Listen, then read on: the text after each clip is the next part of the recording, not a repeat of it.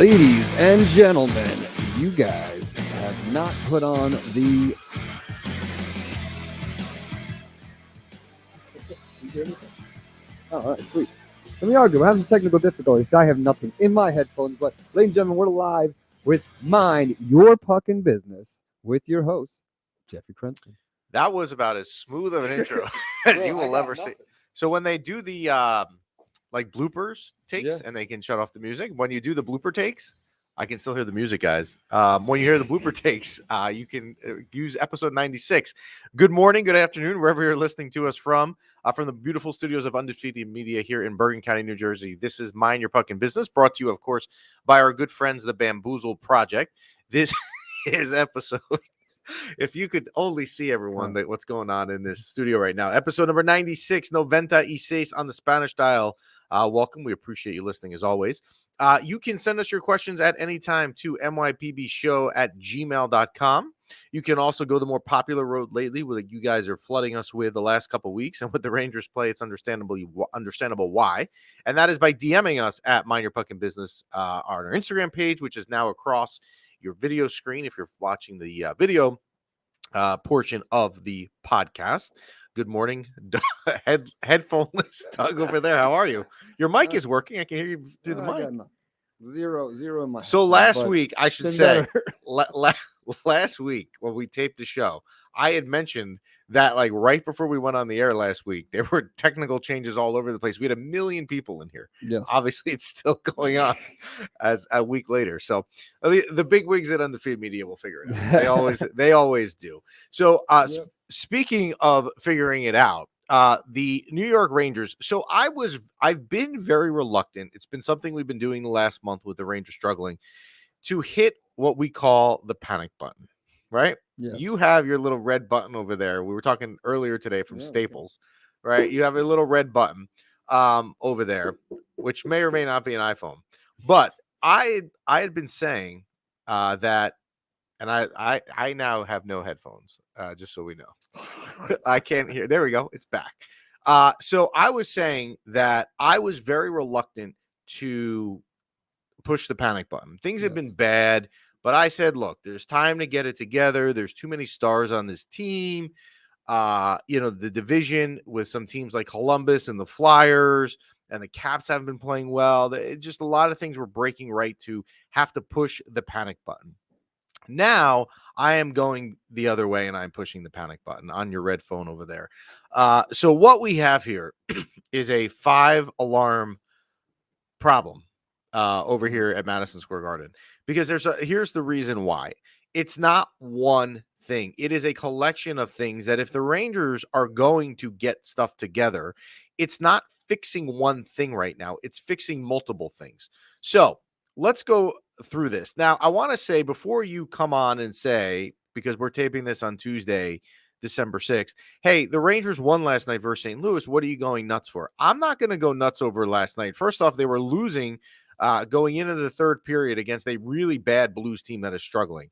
Keandre Miller scored the tying goal on a wrist shot that beat Jordan Binnington that I am convinced a high school goalie would have stopped. It was really unobstructed. It didn't change direction. I don't even know how it went in. And then the Rangers got the game-winning goal a couple minutes later from Alexis Lafreniere on a nice deflection. But if you watch his reaction, it's almost like he wasn't really sure what he did, like he got lucky. So, and again, you let up 4 goals in 2 periods at home to a struggling team. So I'm not going to go nuts over last night. Like, okay, well, with the Rangers right the ship because they beat the Blues 6-4 at home. I'm not doing that. So, all right. So where do we start? So let's start here. I'm going to start with the players. There's really nobody on this team right now that is playing well. There just isn't, right? If you told me I had a situation where there was 30 seconds left in the game and I'm Gerard Gallant and there's a player that I want to have out there, who am I putting on the ice? There's no one right now that's playing up to their ability. I can look at that on the offensive side of the puck, and I can look at it on the defensive side of the puck, and I certainly can look at it in goal as well with Igor Shesterkin not playing well. So that is it. And so one comment that just came in, and Adam Fox is the one person that I thought, thank you, Chris, for writing that in, that I debated in my head, could I say he's playing well? And he is. But has not Norris Trophy version Adam Fox. Now that may be a issue of not having the people around him playing well, which is fair. But right now on this team, nobody is playing well. So that's problem number one. And Igor Shesterkin, as good as he was last year, has been abysmal the last month. He keeps calling himself out like he's got a mental issue. It almost reminds me of A-Rod years ago when it was like a mental thing when he was struggling, where he was calling himself out in the postgame. That's what Igor Shesterkin's doing. So that has me concerned because he hasn't been playing well, and he certainly hasn't been Igor Shesterkin of old. So here's the other thing I'm going to say. Gerard Gallant, we all know I championed for this guy to get the job. I championed for him to get the job when David Quinn was still employed. So if I'm going to get on Gerard Gallant, which I'm about to do, I deserve some of the slack for that because I wanted him here, right? So I can't sit here and be like, I told you about Gerard Gallant because I wanted him here. Gerard Gallant came here, and in his first year, when the season ended, which again was only 5.5 months ago, we're not even talking that long ago, and that 5.5 months includes the offseason. When Gerard Gallant, the season ended, and you were all disappointed, and everyone was that they were 2 wins short of making it to the Stanley Cup Finals, Gerard Gallant was held on the highest pedestal. This guy came here, he accelerated the rebuild, he got the most out of Panarin. Zibanejad had a great year, his system was great, Kreider scored over 50 goals. The system also allowed Igor Shesterkin to shine in net. He's a great guy, great coach. He was everything we needed. As we warned you, there has been a track record with him wherever he has gone every year that the second season he's on a team, a lot of what has gone right the first year disappears and the team regresses immensely in year 2. That is history. That is a fact. If you look at what happened with Vegas with him in Florida, if you remember the infamous story of him getting fired from the Florida job in Carolina on the road trip and not waiting for the car service, he took a cab. That was another thing of second season failure. So when you see these things going on, the team is not playing well. Nobody's playing well. The coach looks a little lost, by the way. He's driving me nuts in these post games to say that the team played well when they're blowing goals leads at home. Like, I don't understand where the disconnect is there. How do you say your team is playing well when you blew a 2-goal lead at home? Saturday night, so over the weekend, I just wanted to, because we haven't been on in a week, you have Ottawa coming in on Friday night, who's terrible, ties the game with 40 seconds left, and you lose a point because you lose in overtime. That's unacceptable. The Blackhawks come in the next night, have lost 8 straight, and basically run you over in the Garden. And the coach is sitting there saying, well, you know what? I didn't think we played that bad. Really? You just lost by 4 goals to a crap team that hasn't won in 8 games. This comes down to, are you getting 2 points or you're not getting 2 points? So back to Gallant. So you have players not playing well, and you have Gerard Gallant right now in a situation where you know this is probably not going to get better. How do you stop the bleeding? If you don't, here's your question. If you like Gerard Gallant, and I'm fine if you do, but if you are a fan of Gerard Gallant, are you convinced that he's going to rectify this, Doug? I mean, we got a nice bump. Mm-hmm. Now we had some adversity, and now it's time to right the ship, put the kids in. That's a good lead-in, and we didn't rehearse that. That's part of the problem. So here's my question. If Gerard Gallant is not the problem, and firing the coach is not the problem, and I like Gerard Gallant, and a lot of this is players are not playing well. But what are you going to do if you're Chris Drury right now, okay, and you are in a situation where you are the general manager of a team that was 5 months ago 2 wins away from going to the Stanley Cup Finals, and now you have a team that's stuttering around 500, can't get their act together. You have to do something, right? Because if you sit here and think that this team is just going to all of a sudden click and wake up, I'm telling you, it's not going to happen, because it's not 1 or 2 things that's going wrong right now. It's multiple reasons. Multiple things need to be fixed. If this was, hey, the team is scoring 6 goals, but they're losing because Igor's in a bad stretch, all right, Igor will come out of it. But it's more than Igor. It's the top line. It's the power play. It's defensive coverage in the defensive zone. It's Jacob Trouba, who I won't even get into at the moment.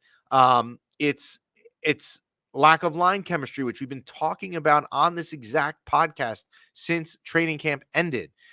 I don't know what Chris Drury can do other than fire the coach. I'm not necessarily saying Gerard Gallant needs to be fired. Relax. Don't go crazy on me.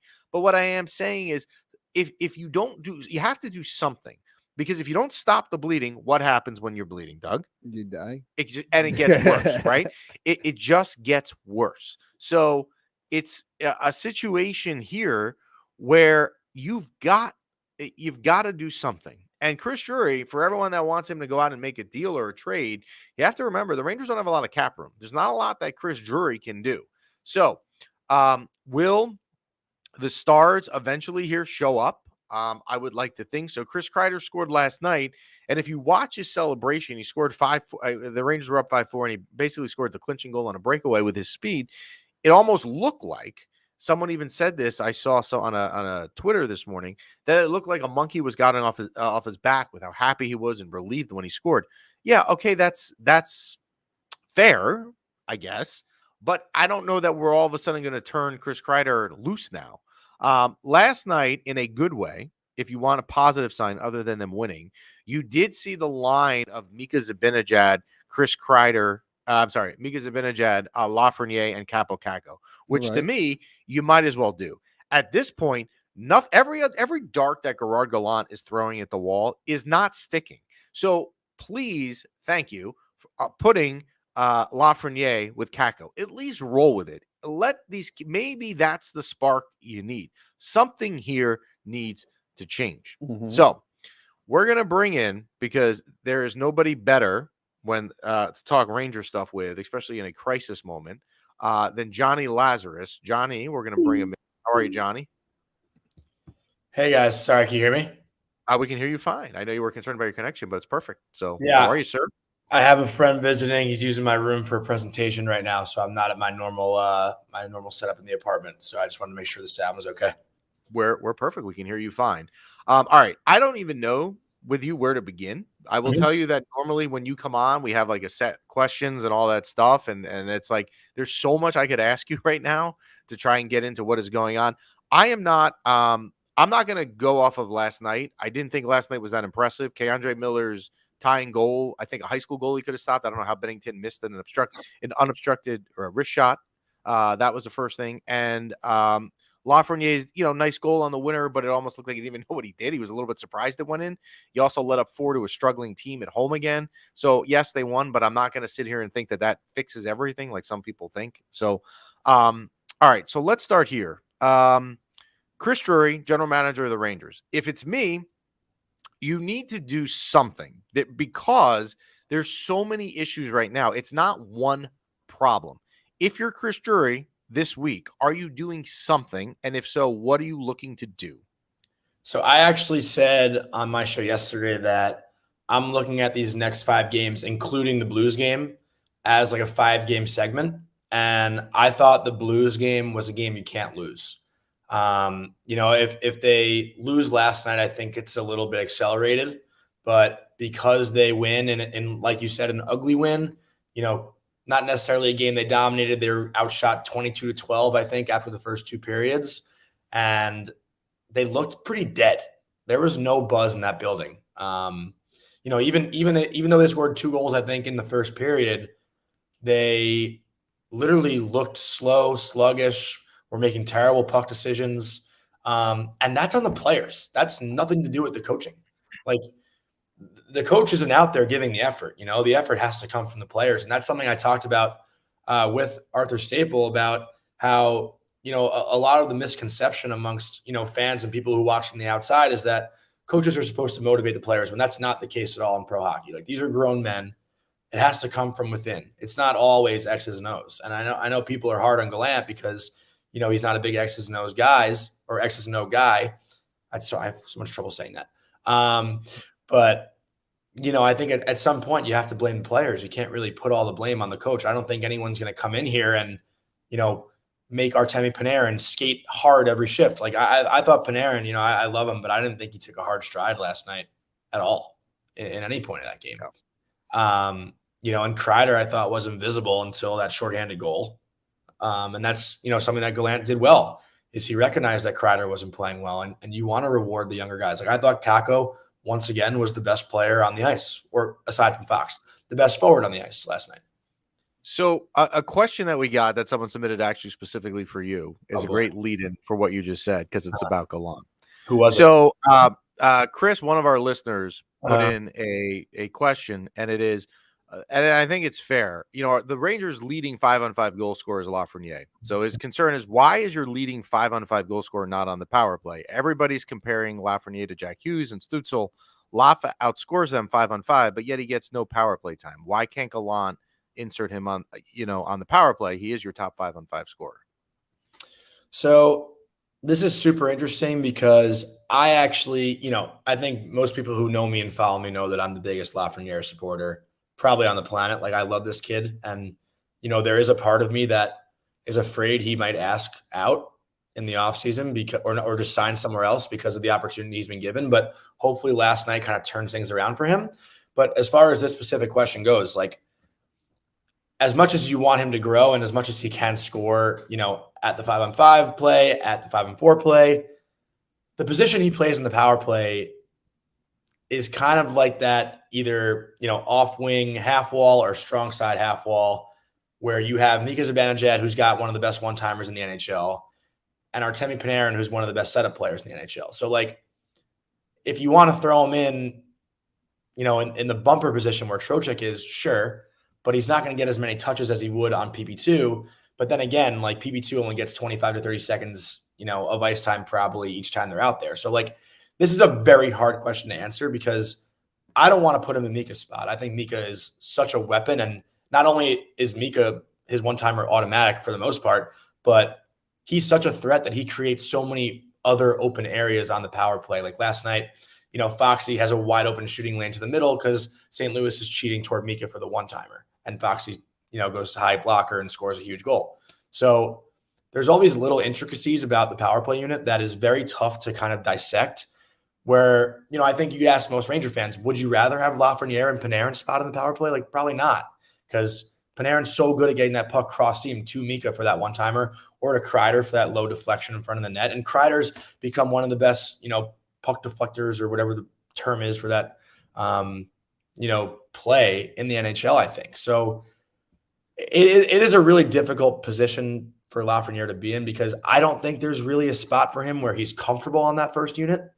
I like him similar to like an Austin Matthews, Jack Hughes, where he comes down his strong side, getting the puck from the blue line and kind of, ripping a snapshot or looking for that cross-ice pass or whatever that may be. So it is a good problem to have, I think, in that case, because the Rangers do have so many skilled guys that can be on the first power play unit, So a follow-up question to what you just said is, Chris just wrote in, why not remove the bumper and go 3 high and 2 low on the power play?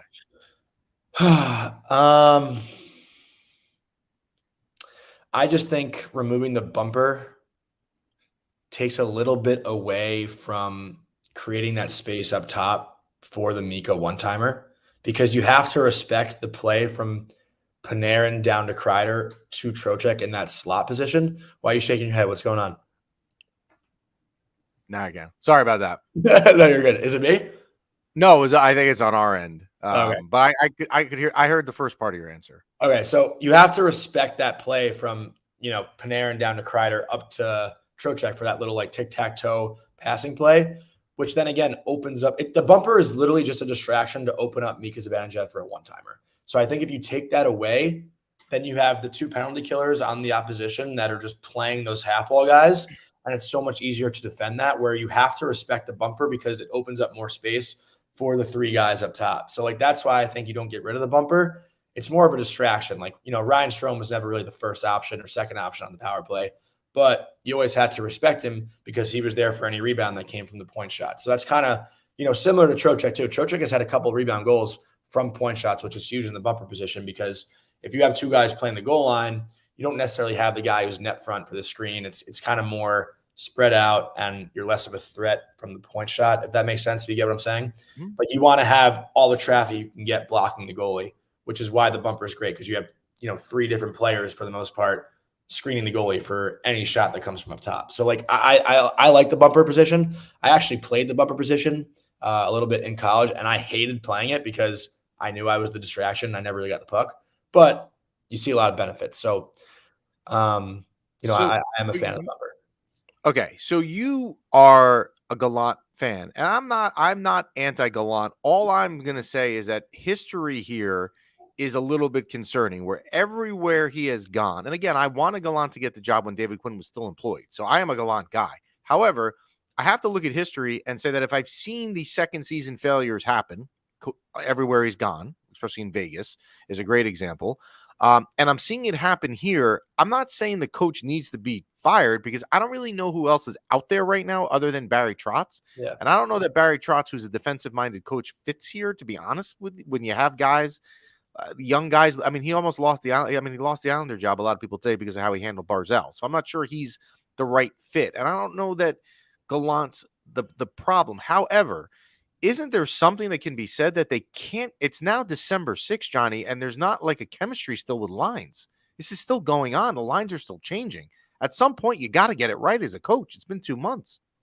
So this is interesting too, because first of all, to your first point, the Gallant second year thing in Vegas, like they lose in game 7 of the first round. And that game was crazy. They had a 5-minute major on was a questionable call where they blew a 3-goal lead in the third period. They could have easily, won that round and moved on.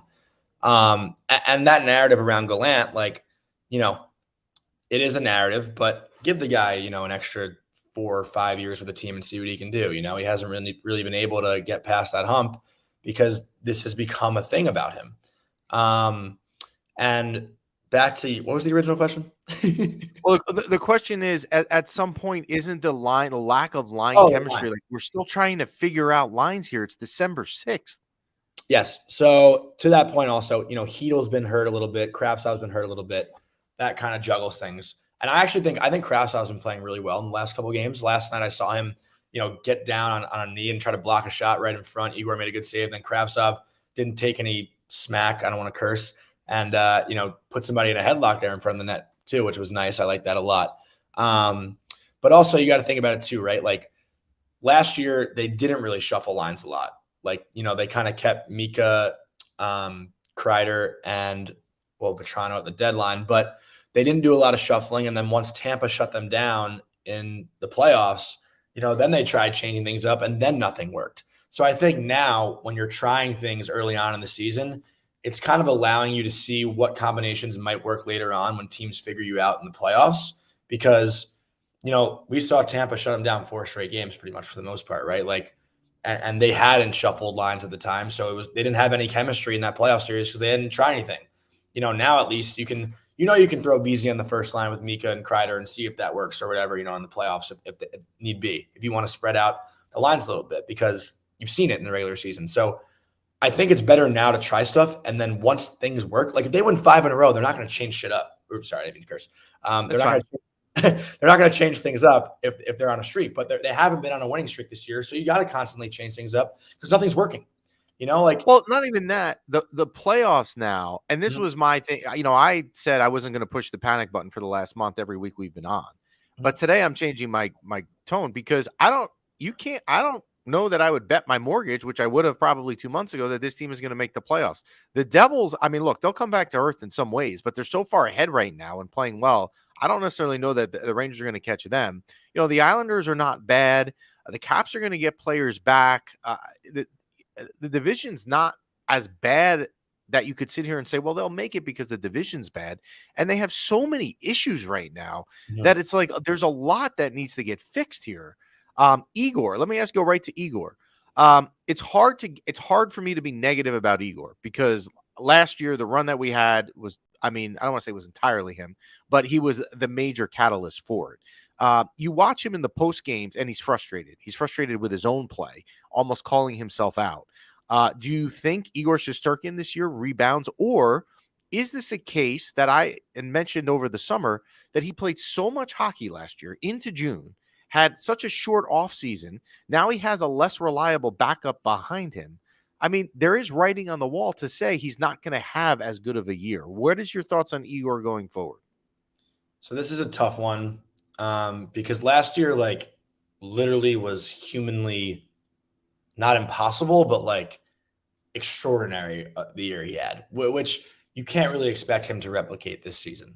And I do think for the most part, the Rangers, I don't want to say they've been better defensively, but they've definitely helped him out a little bit more this year than they did last year. But last year, he was just standing on his head way more than he has been this year.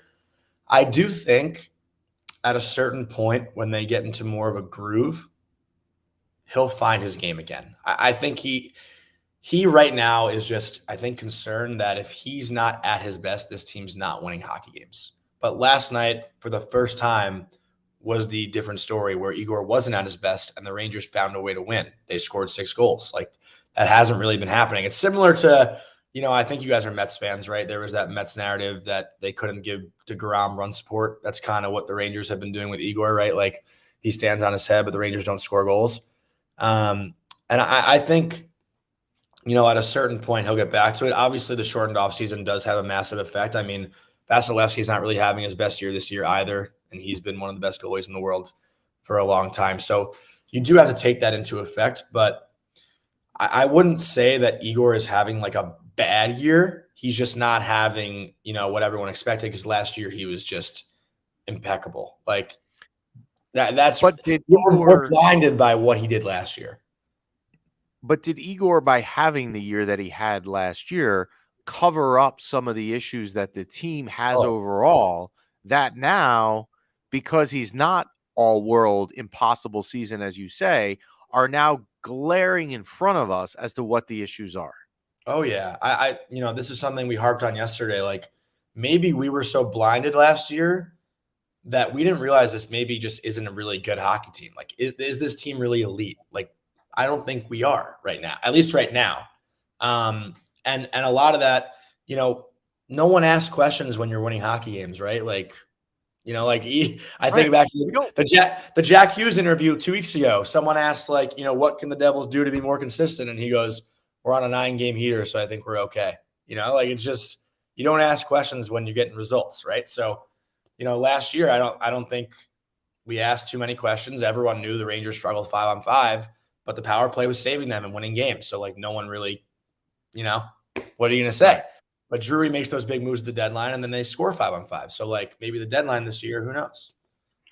Does it bother you to watch some of Gallant's comments in the postgame? Like, we played well. I like the effort when they're blowing 2-goal leads. Like, I don't know where the disconnect is here with these comments, because it's happening a lot where you just, like, it's frustratingly painful losses, and the coach is coming out saying, well, I thought we played well. I mean, am I missing something here? So I think this is just somewhat of, I don't want to say mind games, but the one great thing about the Rangers is that the players have taken accountability for themselves. Like, you see the players' quotes, Trouba saying, we, like, our defensive, what was the exact quote? Like, we can't worry about offense only. Like, we got to play defense too. He said that a couple weeks ago. And, Kreider comes out saying he deserved to be benched a couple weeks ago also. Like, these players know when they're playing well and when they're playing bad. So Gallant's not going to kick them while they're down.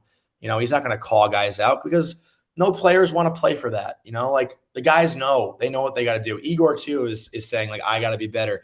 And that's something that I love about Gallant, too, because he's built that culture where everything is on the players. And the players know that. And there aren't a lot of coaches like that, because, like, John Tortorella last week says to Morgan Frost, you're like a toilet seat, you're so up and down or whatever. And how do you think that's going to affect Morgan Frost? He's not going to have confidence the next game. Like, you're going to have that coach's comment in the back of your mind. So, listen, Gallant, one thing I love about him, and one reason why I would love to play for him, is because anytime a coach gets down on you, that is in your head every time you step on the ice, like literally every time. So the fact that he's not calling out the guys, listen, he could give some better quotes about the team, maybe not playing so great, instead of just like saying, hey, our effort was good. But at the same time, like, he understands how players think, how they work, how they operate, and everyone's a little different. If he gets on them, it's not going to help. So he's just trying to keep the room positive, which I love. I'm a positive guy, and that's how I respond. So, at some point, if it runs out, then he's going to have to kick somebody in the ass. But, like, until that happens, okay. I like. Before we let you go, we're going to play a little game. You ready? I love games. Hit me. Yeah, I'm going to ask you straight question. I'm going to ask you questions, and I just want yes or no answers. Okay, just yes or no. Okay. Can I think, or just straight up the dome? I want straight up. Well, you know what? If you need a second or two to process the question, that's fine. I'd rather get your real take. All right. So, question number 1. Would you push the panic button right now for the Rangers? No. Okay. Question number 2. Do you think Igor Shesterkin figures out his game and has a better season than where he's at right now? Yes, for sure. Okay. Do you think the New York Rangers will make the playoffs? Yes. Do you think the New York Rangers, let me rephrase that. Since you think the Rangers will make the playoffs, do you think they are capable of having a deep playoff run as they are constructed? No. Okay.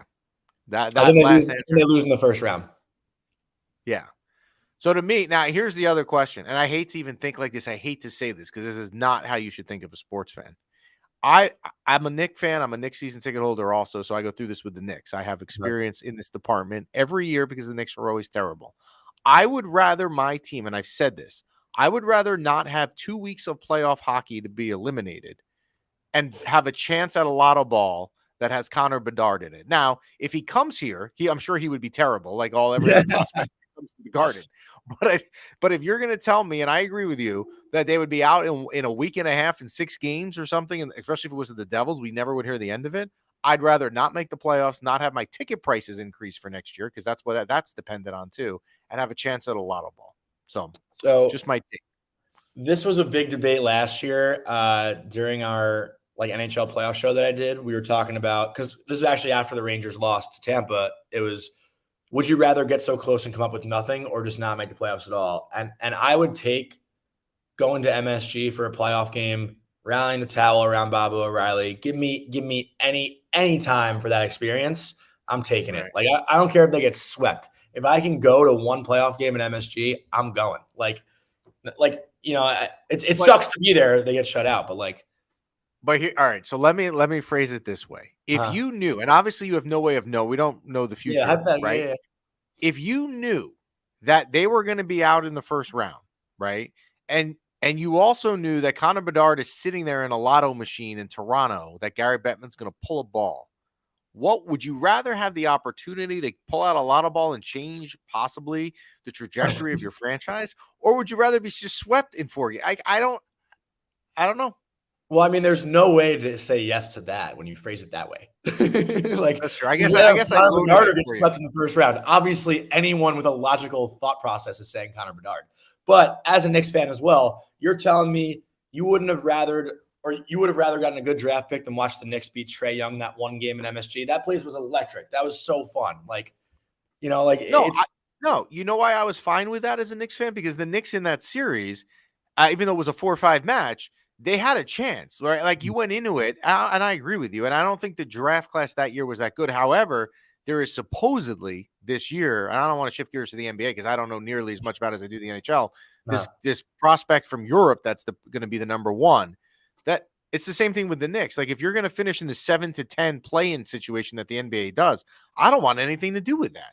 Yeah. I'd rather have my chance at getting. The Knicks are so unlucky, right? You had when you had RJ Barrett, who's not a bad player, you were 1 pick away from John Moran. You were 2 picks away from Zion Williamson, who granted has been hurt. I mean, they just don't have a lot of luck. Maybe some way it's got to turn. Can we put up the comment that just came in? I saw there was a comment that is on the screen. As a New York Ranger, Connor Bedard would be stapled to the third line and told to dump pucks in the way Lapis. It's probably true. Well, can I say one thing too in regards to this? Think about the narrative of the offseason if the Rangers don't make the playoffs as opposed to them making the playoffs and losing in the first round. Oh, the narrative would be completely different. 100%. That's also last year is a total fluke. It's reboot the franchise again, give another letter like 2018 or whatever you want to call it. Like, that's a huge thing too. Is just like I don't want to compare it so much to the Avalanche, but like, you have to think of how long it took them to get over the hump. Like, Nathan McKinnon was in his 9th season last year, and he's been an all-star for 9 years. Like, since he stepped foot in as an 18-year-old, he was a star. So there's so many different highs and lows and things you have to go through just to get there. And not making the playoffs is such a dejecting thing for, the Lafreniere, Kakos, on the team. So, like, getting there and losing in the first round and realizing how hard it is to get back to where they were, that's also a good thing too. Like, you need that experience. So, like, I'm making the draft picks are great, but like, I'm making the playoffs 10 out of 10 times. Oh, I just want to clarify. I'm not saying we tank. No, I games know, here, I know. Because I don't want it. Because look, if we did that, we wouldn't get the first pick anyway with Yeah. the luck. Well, I guess the Rangers have had luck with that department. That luck's going to run out, right? They're not going to get lucky again. But I'm just saying, like, I don't know. But I'm glad you're not pushing the panic button. You make me feel a little bit better. That is Jonny Lazarus. Thank you, as always, for joining us. Thank you, guys. Appreciate it as always. Thank you. So, Dougie, let me ask you over Yes. there. Yes. Do you, as an outsider, and again, I don't mean this negatively, like you're not engrossed in this like I am or Johnny is. Would you be pushing the panic button knowing what you know? I would be shaking things up. I'd be giving the people what they want. The people want the kid line. It's obvious. I would be doing things like that. I mean, we're 20-something games in and nobody's happy. So it's time to shake things up a little bit. We shall see. You know what? And the Rangers' schedule gets really interesting. They go out west for 2. They go to Vegas, and then they are in Colorado, I believe, and then they come back home and play the Devils again next week. And the Devils just continue to win. I mean, it's a double painful situation where your team is losing and the team that you hate, that you can't stand, is continuously winning. Like it's a odd situation. It makes it worse. Like you always want your team to win first and foremost, right? So you're going through that. But as you're going through your struggles and not winning, you're watching this team that you can't stand. They don't lose. It doesn't make sense. Every night they play, they win. I don't know, man. And I keep waiting. Got a special place in my heart. And I know, and that's fine. You're entitled to it. And I keep waiting, and I like it's probably eventually going to happen. But like I keep waiting for it to happen, where like they cool off. It's just not. They're 20-4. Yeah, that's crazy. So we'll see here with the Rangers. We will cover it as we always do here next week. Shifting gears to the NFL. You were at the Giant Commander game this week, right? Let me ask you a question about it because we had a family event, so I only saw like literally 1 minute of the game. Yes. Was the crowd, because it was a division game and all that stuff, were they more in? Was the crowd better than it's been? So who did we play the week before? Detroit. You lost at home to Detroit 2 weeks ago. Okay, I wasn't at. Was that? No, I wasn't at. You were at the Chicago game, right? The first one. The other Chicago. What was the game before it? Whatever. It doesn't matter. But was the crowd more, because now you're later in the season, to yesterday than they were the game before. I felt like we lost the game before, and I felt like the crowd wasn't into it.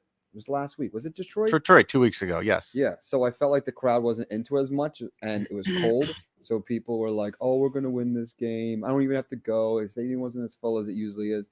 The stadium was a lot louder than it was the week before. Could it have been better? Yes. I feel like the earlier games in the nicer weather, people were a lot louder, and now it's starting to get cold and people aren't as. So you're going Sunday for the New York Giants will be the game to be at. I think this is going to be the biggest game for them of the season. That is, yeah. And the Giants, we were talking before, got flexed next week. Their game in Washington got flexed to the 8:30 NBC spot, which NBC got right. What NBC did not get right was this past week when the Sunday night game was the Colts at the Cowboys. I mean, that game was. I mean, even though it was actually somewhat close going into the fourth, it was just I couldn't get into that game. Fell apart at halftime. Right after halftime, the second half, they just fell apart. I don't understand the scheduling in this sense, right? So when they made that decision back in April to put that game on Sunday night, I always get putting the Cowboys in. They have a national following. But what was the Colts don't have Andrew Luck anymore. Mm-hmm. What were you trying to accomplish there? I don't know. What was the decision? What else did you have? Especially when last week, if you look at other games, you had Kansas City and Cincinnati. A rematch of the AFC Championship would have been far better. That should have been it. You could have put the Giant game in, right? And I mean, you could have even put. I was going to say you could have even argued the Jets Vikings could have been there. I don't know, or even another game last week that could have went there was the Dolphins at 49ers, two good teams. Mm-hmm. I don't know why they left the Colts at Cowboys in that slot. Yeah, and the Thursday night games haven't been that spectacular either. Thursday night games have been brutal. Yeah. Al Michaels, even who's been calling them, has been saying how bad they've been. And I think he's calling it. Yeah, this is good. Guys. Yeah, guys, go find something else to do. This is not it. All right, so picks. Last week, we went into the week 9-3. We had another winning week. It was close, but wins win. So we've had 10 winning weeks and 3 losing weeks. So if you have not been paying attention yet to us, what are you doing?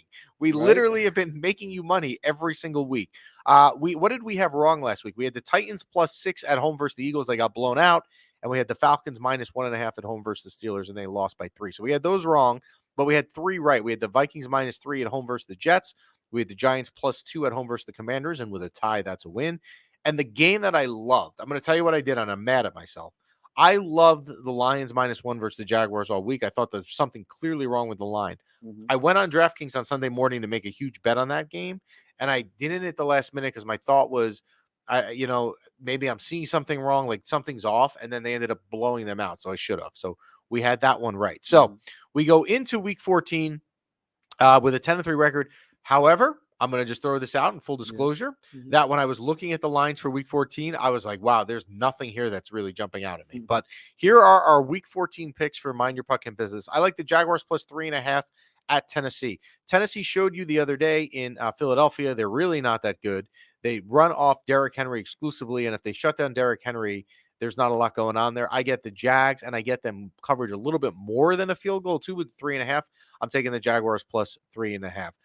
The Bengals -5.5 at home versus the Browns. I don't usually take teams that are giving that much points. However, the Browns are a mess. Deshaun Watson's now thrown into the mix, and the Bengals look like they might be hitting their stride. It's a rivalry game. The Bengals will be up for it. The Battle of Ohio. Give me the Bengals -5.5 at home versus the Browns. Give me Denver +9.5 at home versus the Chiefs. Denver did go into Baltimore and beat Baltimore in a shocking upset the other day. And yes, Lamar Jackson got hurt. I get it. But Denver at home versus Kansas City over the years, they've been somewhat close games. 9.5, knowing that the track record here is of close games, is a lot of points. Give me Denver +9.5 at home versus the Chiefs. I like Tampa, who somehow came back to win last night in a Monday night game that I forgot was even on. I like Tampa going across the country +3 at San Fran. I don't know the situation with the San Francisco quarterback. Garoppolo's out for the year. So you're going to have a third string in versus Brady. The Bucks at 6-6 are right in the middle of a playoff spot, so the game means a lot to them. Give me Tampa +3 at San Francisco. The last game, I like the Vikings -1 at Detroit. It's kind of a pick 'em. Now, Detroit has moved this line because pretty much of what happened versus their game versus Jacksonville. However, if you're Paul Farrington and the Vikings, guess what?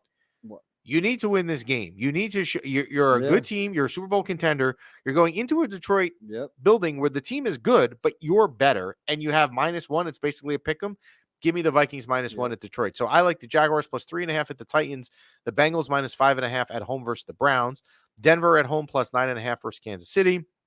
Tampa going on the road to the West Coast at San Fran +3. And the Vikings -1 in an NFC North battle at Detroit. That good for you? The only one I disagree with you is I think the Chiefs are going to blow out the Broncos. They could. You know what? That was the last game that I put in the 5 when I needed to find one. And again, I didn't love the picks to begin with. But the Jets, bro. The Jets are going to beat the Bills up again. Yeah. Man, I have a tough one. And the Bills now, if you're a Bills fan, speaking of the Chiefs too, the Chiefs losing to the Bengals, now the number 1 seed at the moment goes back to Buffalo. And we said it with Paul Farrington over the summer. If you're the Bills, you need to get home field advantage because when you're playing in the AFC Championship game against the Chiefs, it's a far different game if you're in Kansas City or you're up in Western New York at the end of January. So, and the Bills now are in the driver's seat to get it if they win out. So I'm not sure on the Jets that I like that. But let's do the real quick because we're already over time. The local games for this week. The Jets, I believe, let me double check real quickly on the line. So the Jets go up to Western New York to play Buffalo. They do this again. It's a statement. It's a statement. And Mike, it would be a statement, but I'm going to tell you it's going to be really hard. So the Jets up in Buffalo are getting 9 points. Your thoughts? The Jets are getting 9 points. Yeah. Well, I mean, I'm taking the Jets in that case. So if you think I think the Jets have a chance to win it again. So if you think, here's the thing, right? Just common sense 101. If you think a team can win a game and you're getting 9 points, you're taking the 9 points. I would agree with you. I'm going to take the 9 points as well because I think the Jets can score. That is a lot of points. The other game that you will be attending with all of New York, hoping you leave MetLife with a win. The Giants at home versus the Eagles. The Giants are getting a full touchdown. It opened at 6.5. It has moved to 7. You're taking the Giants. You're taking the Giants. That game. It's going to be rowdy. Yeah, I'm going to take the Giants too. The crowd and Dable will have them pumped up. I like the Jets +9, and I like the Giants +7 if I were picking the local teams. Oh, boy. You got it. thank you everyone for listening. We apologize for the technical situation in the beginning of the show, but the staff at Undefeated Media here behind the scenes always gets it right in the end. They always do. Well, we're gonna break everything down and get new wires. It's not gonna happen again. You may not recognize the set next week. Yeah. We may be Burn it remote down to the ground. we may be on a remote from the Bahamas, from the Bahama. So that's it. Thank you guys, everyone, for listening, and tune in next week.